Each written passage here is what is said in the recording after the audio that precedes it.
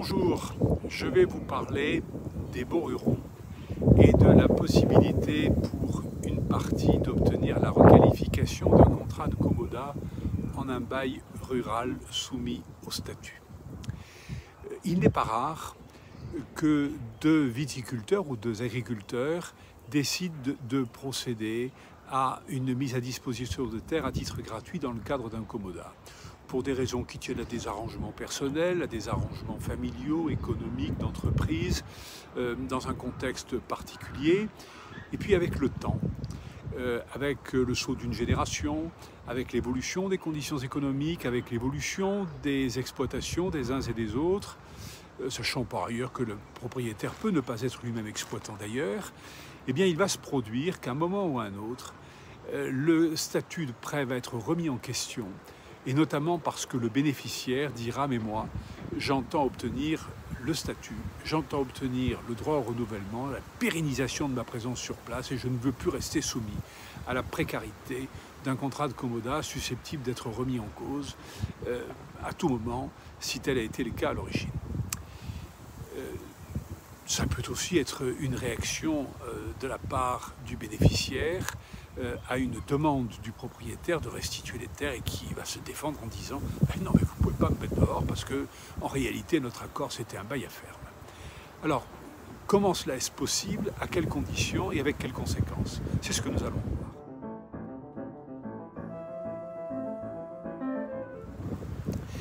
Comment est-ce possible? C'est tout simplement l'application de la loi. C'est un bon vieux principe du droit français qui veut qu'un juge, un tribunal, peut très bien dire qu'une convention conclue par des parties n'est pas en réalité ce qu'elles ont écrit, mais qu'elle est autre chose, parce qu'un texte d'ordre public s'applique et qu'il a pour conséquence que cette convention, l'état des obligations réciproques qui ont été convenues par les parties, ce n'est pas ce qu'elles avaient écrit, mais c'est autre chose. Et ici,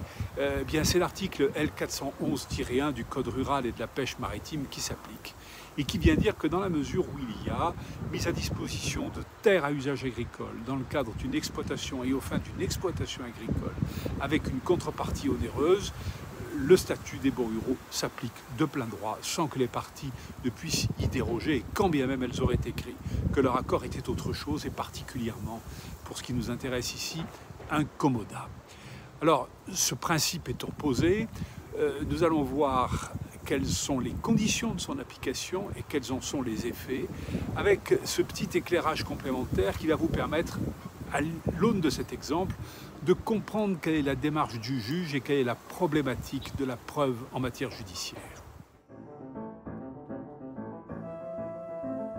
Alors, quelles sont les conditions? Nous venons de le voir, il faut une exploitation agricole, des terres agricoles, ça ne pose pas de difficulté, ça ne provoque en général pas de discussion. Non, là où on discute, c'est sur la contrepartie onéreuse. Qu'est-ce qu'on entend par contrepartie onéreuse? Eh bien, l'existence d'un versement en numéraire ou en nature, qui se traduit par un appauvrissement de l'un au profit de l'autre, c'est-à-dire du bénéficiaire au profit du propriétaire, en contrepartie de la mise à disposition, c'est-à-dire en contrepartie du commodat, en contrepartie du prêt à usage. Donc il faut que la convention de prêt soit la contrepartie, ou qu'elle ait comme contrepartie ce versement en numéraire ou en nature. Ce versement qui ne doit pas être dérisoire, mais qui pour autant ne doit pas nécessairement correspondre en valeur à ce que serait un fermage pour les terres en question. Donc on est simplement sur l'existence de quelque chose qui ne soit pas dérisoire, qui soit significatif, qui existe, qui entraîne effectivement un appauvrissement. Ce sont les critères de la jurisprudence, et il faut par ailleurs que ça ne soit pas aléatoire, c'est-à-dire qu'il ne faut pas que ça dépende du caprice de l'une des deux parties. Oui, ben, je te verse ce que je veux quand je veux. Ça ne marche pas, ça ne suffit pas. Ce n'est pas caractéristique de l'existence de la contrepartie onéreuse qui doit par ailleurs avoir été voulue par les deux parties. Donc il faut aussi que celui qui revendique démontre que le commodat, le prêt à usage, de par la volonté des deux parties, il avait comme contrepartie cet appauvrissement qui se faisait régulièrement selon un rythme bien défini, avec une identification et des montants bien précis, qui se faisait ainsi et en contrepartie de la mise à disposition. Et cette notion de contrepartie, de rencontre des volontés des deux parties autour de cette corrélation entre deux obligations est une condition essentielle à laquelle les juges accordent une importance primordiale, et le débat va précisément porter sur les preuves. Quelles vont être les preuves qui seront rapportées par le bénéficiaire de la mise à disposition de l'existence de la contrepartie,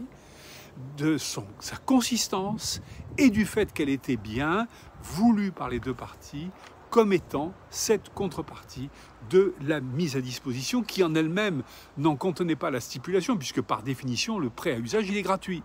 Donc on a la convention de mise à disposition d'un côté et on a quelque chose qui a été mis en place par les deux parties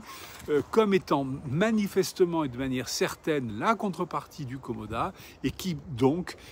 existe bien, peut être retenu par un juge et va entraîner cette requalification. Alors maintenant, il faut voir quels en sont les effets.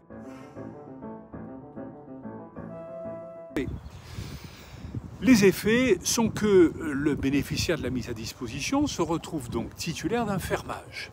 Titulaire d'un fermage pour une durée qui est celle réglementaire des 9 ans, renouvelable, et ce fermage, ça entraîne l'obligation de verser effectivement le fermage. Ce qui veut dire que nonobstant la contrepartie onéreuse qui a été mise en place et voulue par les deux parties dans les conditions qu'on vient de voir, dès l'instant que le tribunal retient l'existence du bail rural, il va dire « Voilà, moi juge, je dis qu'il y a un bail depuis telle date, pour 9 ans, renouvelable, avec un fermage que je fixe à la somme de, sur la base en général des arrêtés préfectoraux,